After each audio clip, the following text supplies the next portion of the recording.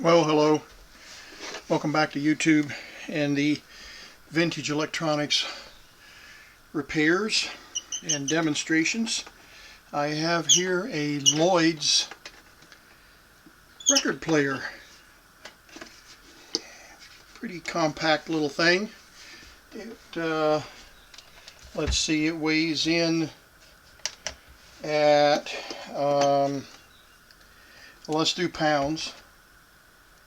4 pounds. 4 pounds.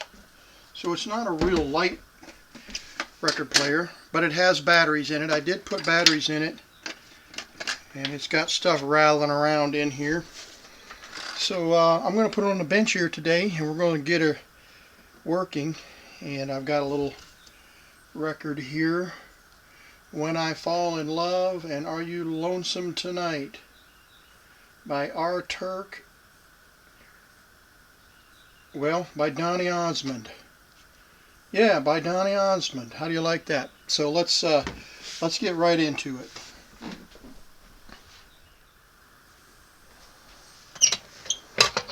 Took me a while to find the model number for this, and I'll post the model number. I don't remember the model number off the top of my head. PH41 or something like that.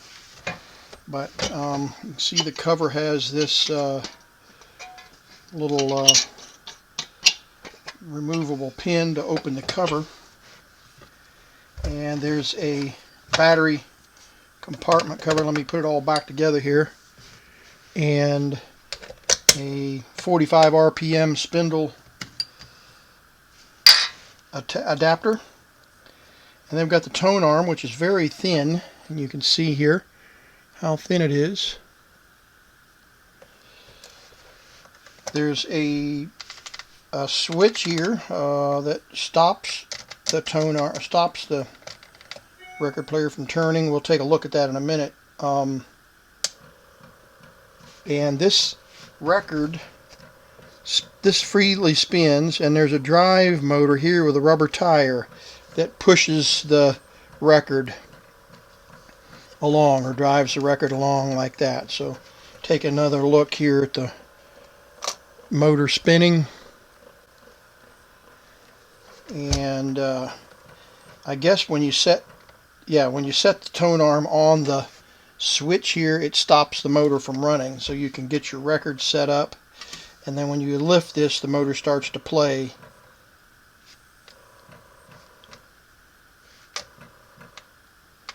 And then of course you got volume on, off, and volume. So we saw the battery compartment just now. It's supposed to have foam in there to keep it from batteries from banging around, so we'll have to put some new foam in here, a little foam pad.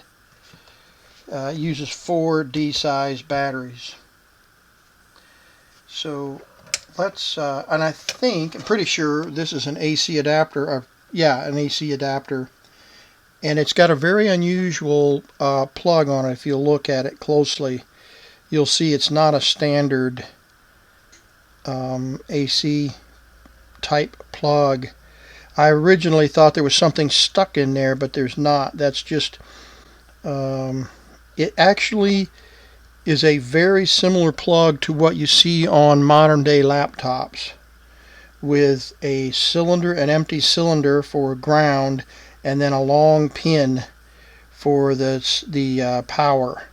But it's very small, so I don't know if I'll ever need an AC adapter, and if I ever did need one, I would switch this out for a standard barrel plug, but I want to keep it original. Another thing I noticed here, you'll see the 45 RPM and the 33 RPM, and that just simply switches the speed of the motor. Let's actually test that theory. You can see the motor spinning here. Now look at what's happening. And the answer is nothing's happening, except that the distance between the drive and the center of the spindle is shorter, so the record turns faster. So the closer this wheel gets to the center, the faster this will spin. So when it's pulled far enough away, it's calibrated and such that it's 33 RPM. And we could test that theory. We'll put a record on there, and we'll put our little our record player RPM strobe wheel. We'll use the strobe wheel on there. I'll set that out so I don't forget to do that. So let's, I'll tell you what, just for fun, let's go ahead and just test that right now. Let's put a 45 RPM. Is it set for 45? It is now. And let's go ahead and just see what we got here, and then we'll open her up. Okay, so there it's running, and well, it probably won't be able to discover the strobe effect on the camera, but I can tell that the center, which is 45, so it's 33, 45, and 78. The 45 is running a little bit fast, so let's try something just for kicks. Let's move it in just a little bit, and oops, get the record centered, and let's try it again. Oh my, almost got it perfect now, perfect speed. So that's the idea. Now let's switch it to 33, and we don't need a record on there, but we'll just leave the record on there just for stability's sake, because we got to have something to drive on the tire, right? Okay, turn it on. Well, it would help, I think, if we got the record centered. Okay, the band there is moving very slowly, but it is close to 33. Moving pretty slowly. Actually, it's a little fast. So if I put my finger on the record, I can slow it down just a little bit, and it'll get to right at 33 1/3. Alright, now, next question, of course, is do we have any audio? So let's put her back on 45. And we'll turn the volume up.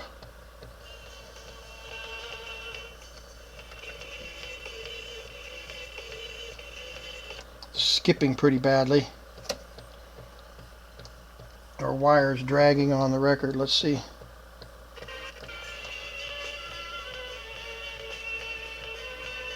Volume's all the way up.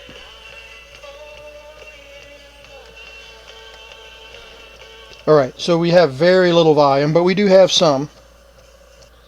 So that's a good sign. At least the amplifier is not completely dead. So let's take a look inside, see what this thing looks like. And turn it off. And let's, I'm concerned that this arm is going to break. It's cracked badly. I need to be real careful. And I think this just snaps open. Yep. Just snaps open. Pulls off. And there's all that foam I need to replace, because see, it's just coming apart. So we'll put some new foam in there, foam rubber. And let's flip this upside down if we can without tearing it up. So we got a nice big speaker, 8-ohm speaker, and the see the battery compartment here covered with crudded up foam. Pop these batteries out. Get them out of the way. Got the drive motor, and if you look closely, the drive motor has a drive wheel, rubber wheel. Now, I don't know if you could hear it a moment ago, but when the motor was running, it was going clunk, clunk, clunk. So I think, well, yeah, there's a clunk right there, a notch right in the rubber tire. And I'm going to zoom in, and then I'm going to manually, let's zoom in.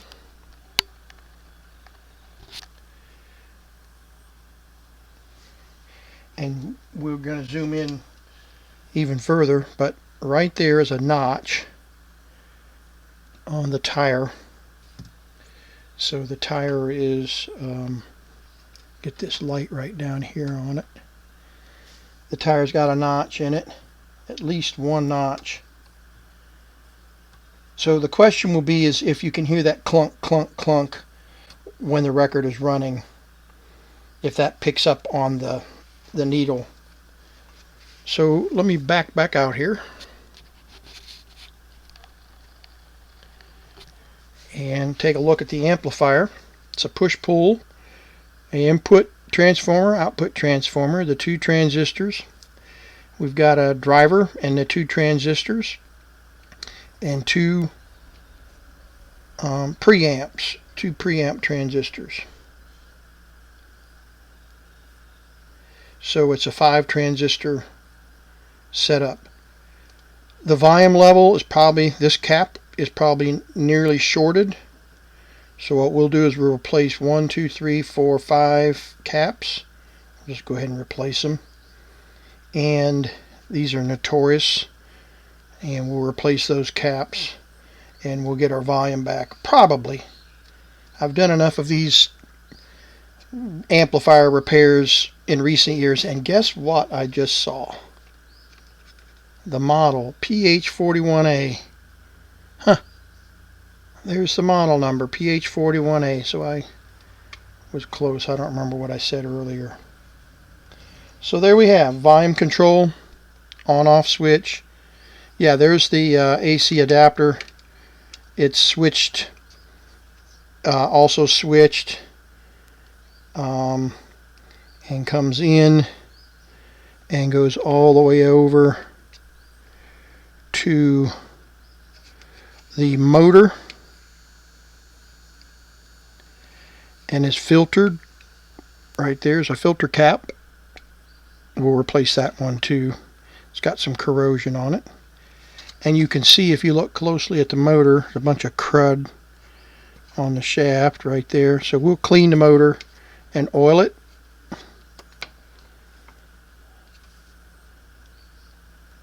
Nice big speaker. This thing may actually sound pretty good. We'll see here in a minute.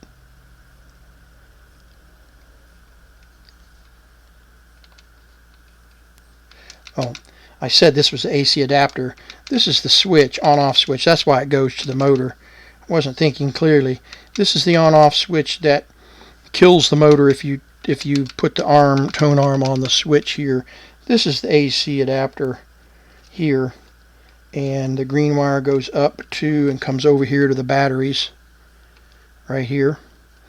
And so the green is ground, and the red comes over here. Let's see, let's make sure we got this right. Yeah, the red comes over and comes over to the positive side of the battery. So I have that right. Yeah, right here. Positive side, and then powers the board. Since it's connected to the batteries, it may be that this connection here, when the batteries are in the set, this may actually charge the batteries. I'm not sure about that. But in any case, they often set that up to put rechargeable batteries in, and then you could charge them with the AC adapter here, and then or run it directly from the AC adapter. So we're looking at 6 volts. 4 1.5 volt batteries.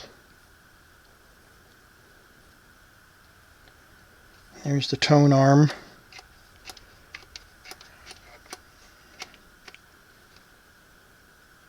Alright, let's do a little bit of cleanup. Let's get the motor cleaned up. Let's change the caps, and then we'll be back.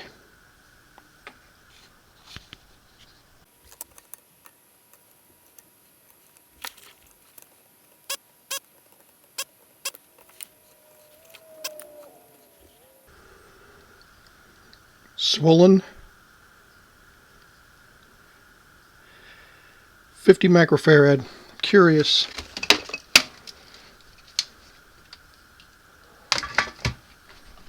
Curious if it's even close.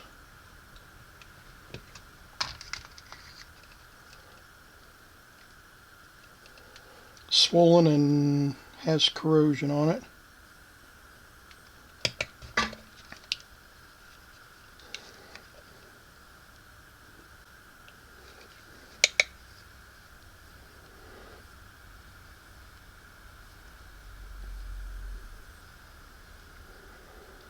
.320 microfarad. So it probably sees this as an open. With that high of a value, it definitely needs some help. All right, the plus was this direction, so we'll put a 47 microfarad, which is the nearest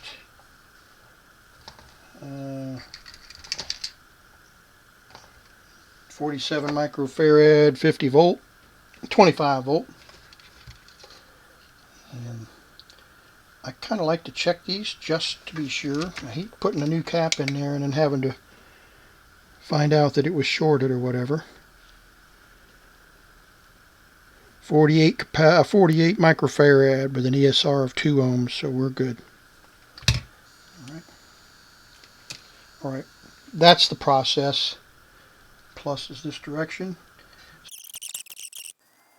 Well, I'll tell you what, I've done this year. I've probably have done easily 60 repairs on tape recorders and record players and televisions, maybe 100. I don't know. I've lost count, and I could not possibly have done it without this desoldering tool.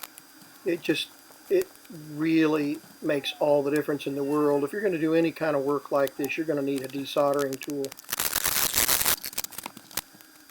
Okay, got all the caps replaced, and all of them were bad. A couple of the 100 microfarad caps, filter caps, were close. The 30 and the 50s were like 300% off, so they were definitely presenting a... Oh, and I used regular 3-in-1 oil for the motor and for the drive wheel. And I sprayed all the contacts, the battery contacts, with deoxit, and also the on-off switch. I do need to take the hot glue gun and tack this wire in place in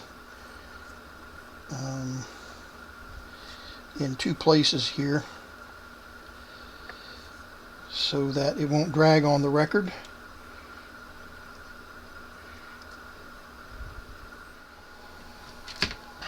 Okay, got the foam in.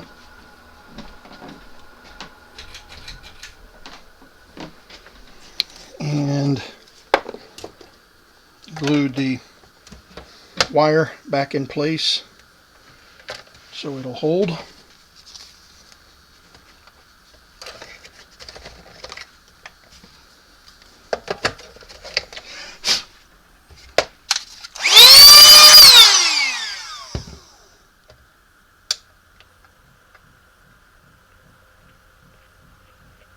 Okay, hopefully the cartridge is good, and that's not the problem with our audio. But let's just see. We have it on 45. Yes. Okay.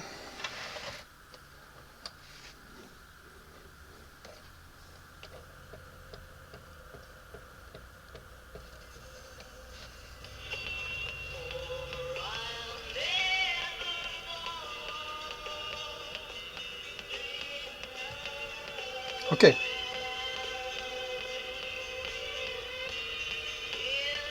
So the cartridge or the needle might be an issue.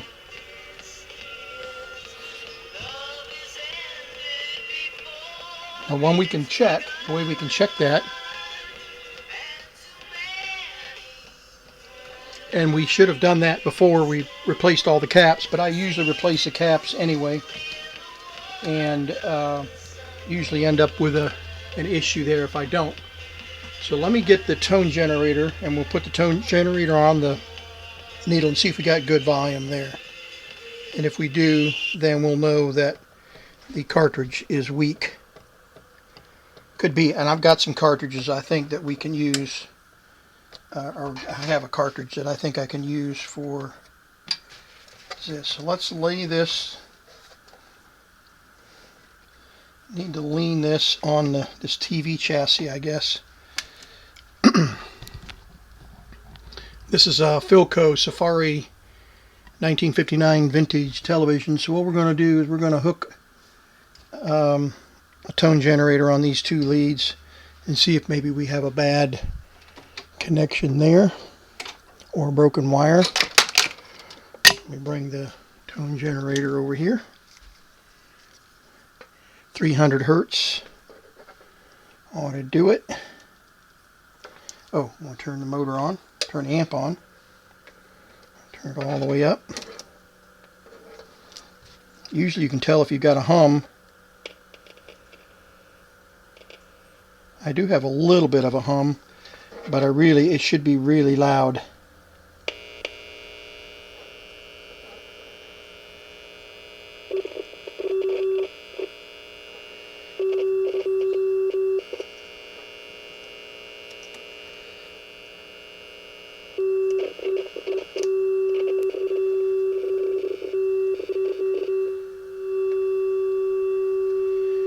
Okay, so we have a little bit of a tone, but it ought to be really loud.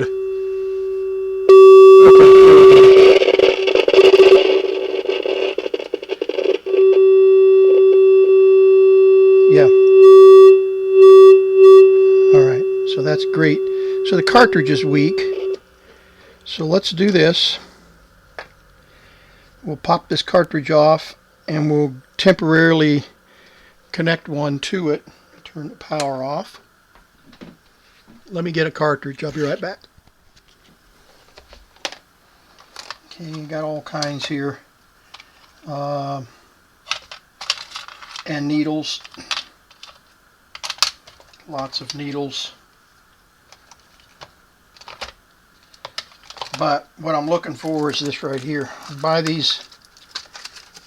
threes. You can get them 3 at a time for $9 or something like that. Now these are stereo, and you know they're huge, comparatively speaking. So it's pretty big. But what we're going to do is we're going to, let me take the cartridge off so I don't damage it. Pop the needle off, I mean.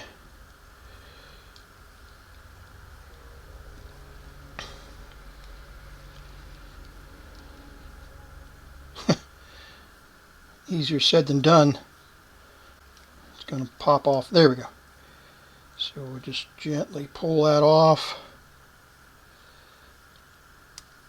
And we on camera? Yeah. And that way we don't have to worry about damaging that while we hook this up. And you notice that we've got 4 terminals on here for stereo, right and left. So what we'll do is we'll pull the wires loose from the cartridge. Let me get back over here, sorry. And we'll zoom in.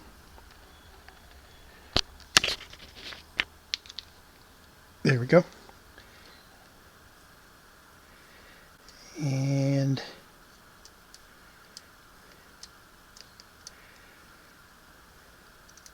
actually, that was loose, and this is loose too. So it's not even soldered. So before we go to a lot of trouble here, let's resolder. I'm telling you, this stuff is very fragile.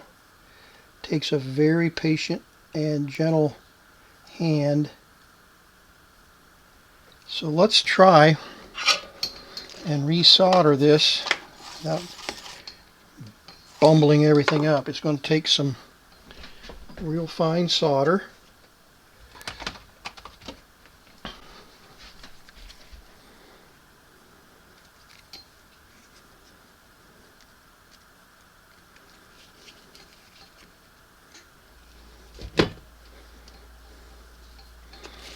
Clean that tip.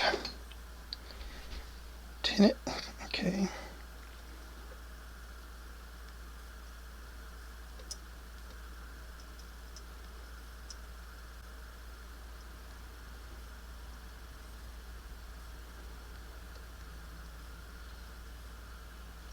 go.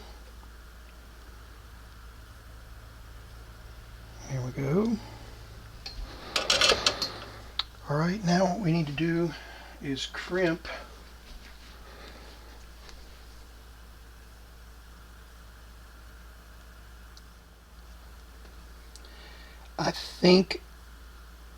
I'm pretty sure that the wires are shorted here. Yeah. Wires are pretty bad. I need to use a microscope.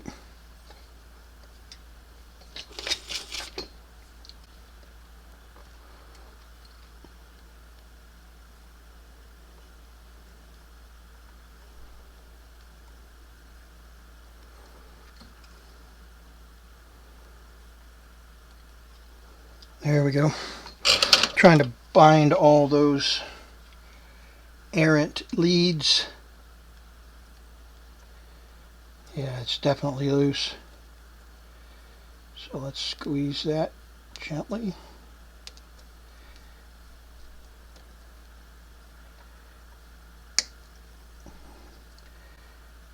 Okay.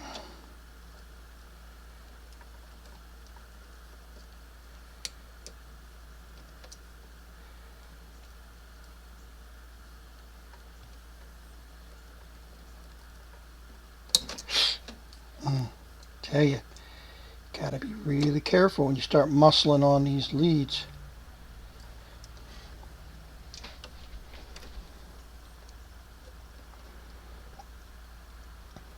Gotta grip it tight.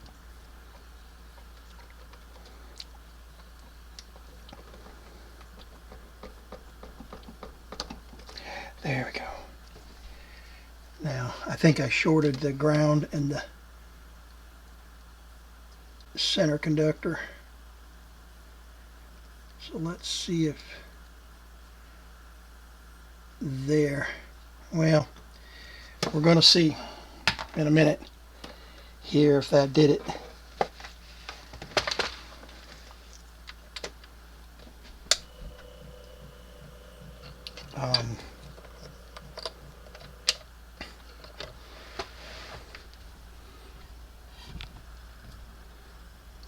Let's see if we got it.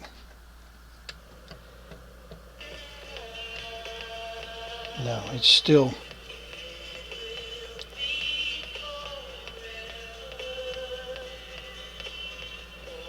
Okay, so it's still very faint.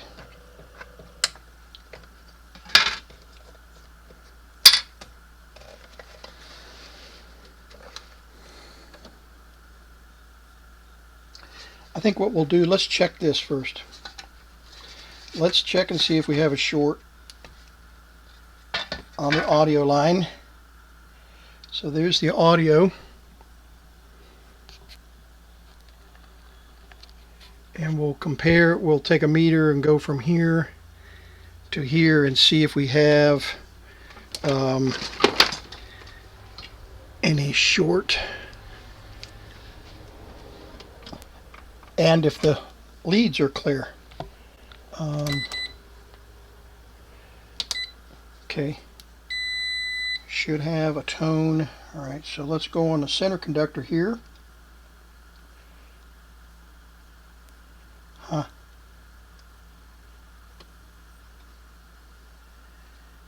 Okay, so center conductor, yeah.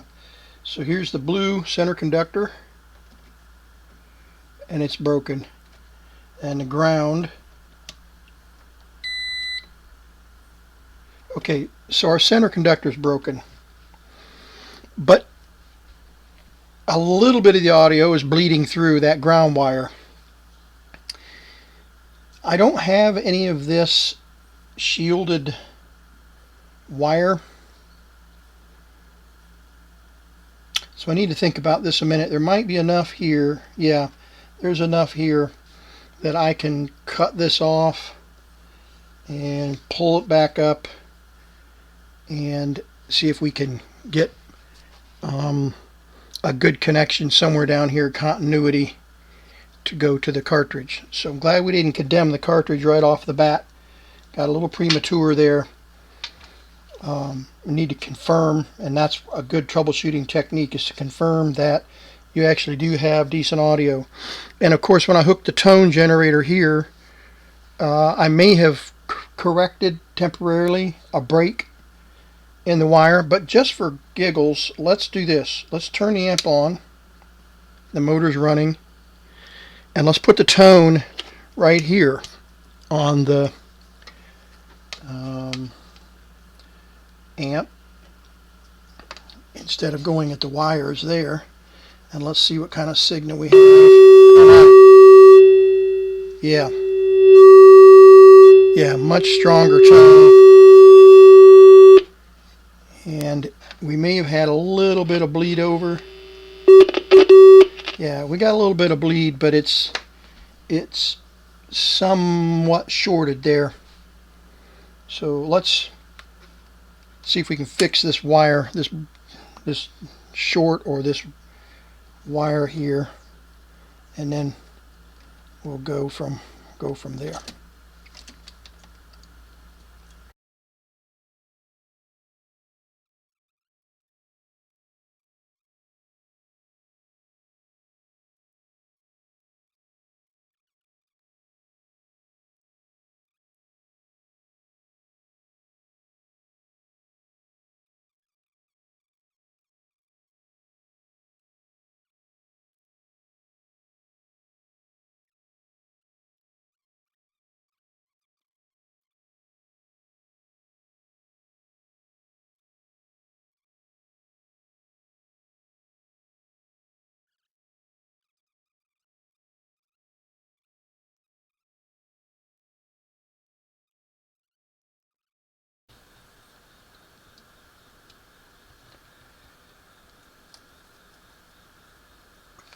And we may still have a bad cartridge, because they are pretty fragile. They are pretty weak. But let's just check and see if we have a continuity now. Okay, that's a good sign. And then ground. Okay, good. All right. So let's see what kind of signal we have. We got to tack this back in place. Tack this back in place. But before we go to that kind of trouble, what I want to do is just let it ride on the record. So let's put the record base back on. At least we know we got a good wire connection anyway.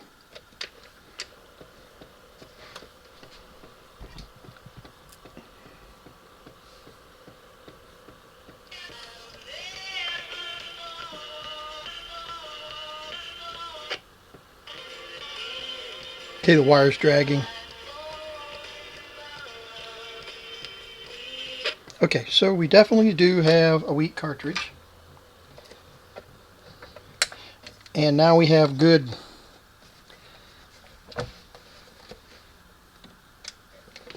connections here. So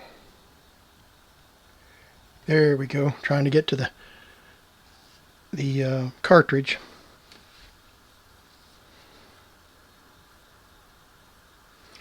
Now I want to show you a little thing I've done before. This is a little bit awkward, and because you're working with such fragile connections. And what we're going to do is we're going to hook the other cartridge up manually. Get a clip that actually works here. There's one. Okay, so there's two clips. Just lay these babies down inside here, just so. Take two clips and hook to the needle, new cartridge.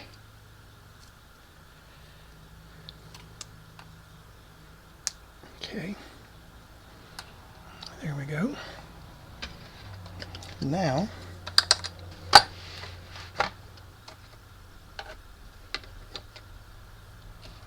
we'll connect 2 leads to the cartridge.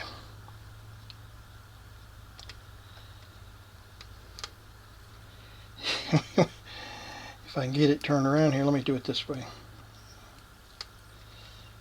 There we go. And we'll just let the cartridge ride on the record that way.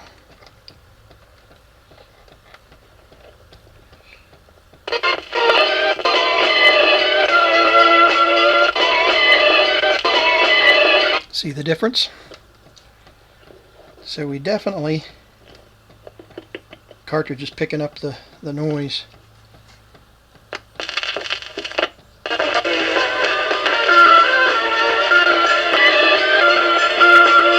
Alrighty, so we definitely need a new cartridge. So what we'll do is we'll just swap them out. I'm going to take this one loose.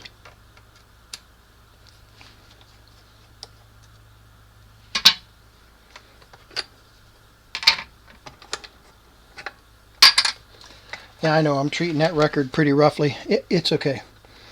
It's a test record, scrap test record, not in very good condition. So let's take this needle off.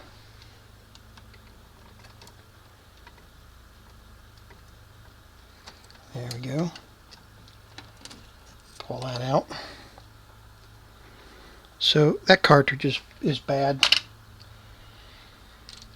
And what we're going to do, we've got a little bit of an issue here with space.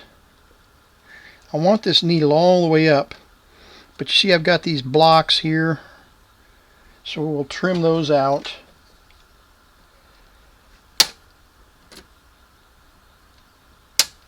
And see if we can get this to set up in there correctly. Just a little more. Okay, that ought to do it. Yeah, there we go. Alright, that's going to work nicely. So you say, well, how do you put it in there? I use a little bit of this Super 3M double stick foam material. It's high grade stuff. It's really sticky and it holds up with age. So we'll just put that on there.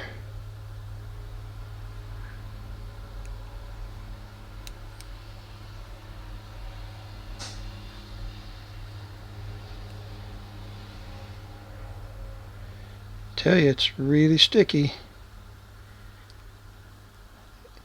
It's a foam rubber. It's not paper based like that white stuff.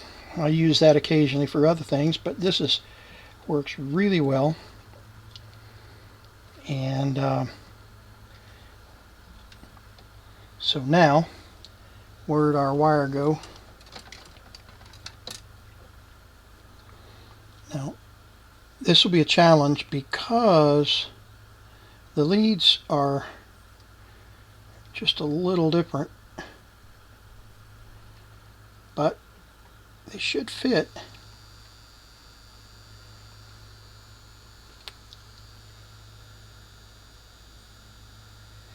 So we'll just put it on one of these channels. There it goes. Okay. Now the record angle might be a problem. We may have to bring the tip down this way. Probably will, because I think this base is going to drag on the record. But let's just check and see if we're even close.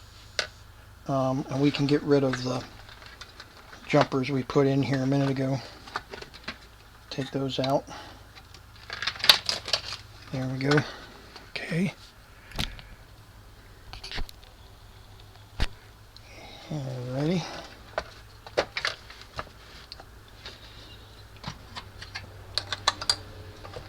Put our record back in.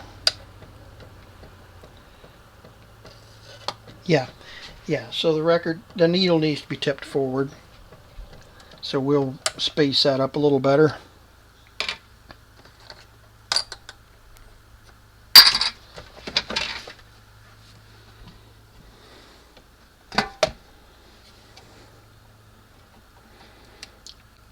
another reason I like this material is because it is sort of forgiving,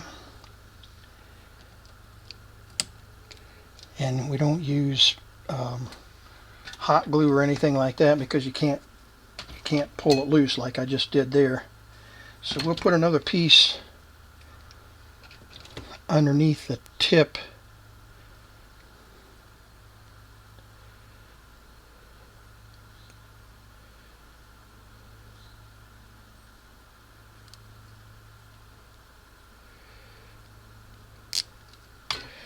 And in fact, I'm going to fold it because I want it just a little higher.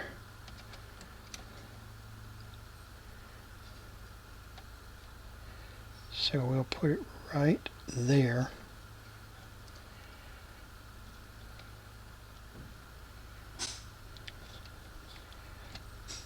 And I think, yeah, I think that's going to work. We'll see in a second.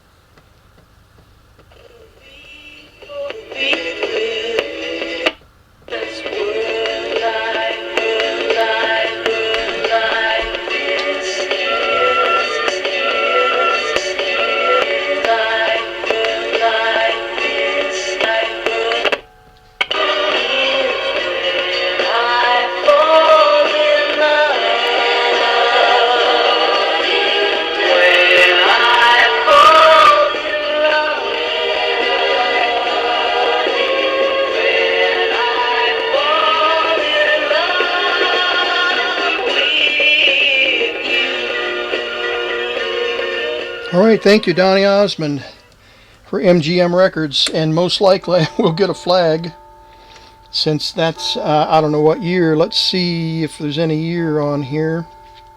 It says 73. That would be, yeah, 1973. Okay, I believe we've got it. Got our new cartridge in there. We recapped it. Those caps would most certainly have diminished the audio. So we're good to replace those. It only takes about 10 minutes, 15 minutes. So we'll hot glue our lead back in. Won't use quite as much glue this time. Same down here.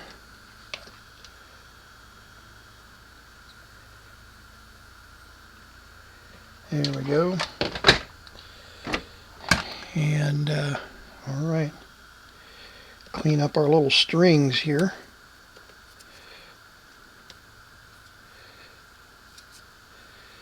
And we are ready. And the Lloyds PH41a, Lloyds PH41a is complete.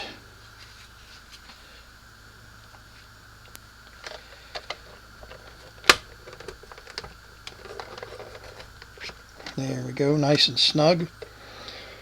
The needle will not touch here, as you can see, when it's packed away in its case. And that's supposed to snap in place there, but it doesn't, so it'll just flop around inside the case. Let's put one more record on there just for exiting the video, and again, thank you for watching. Now this needle, yep, it's going to work. Okay.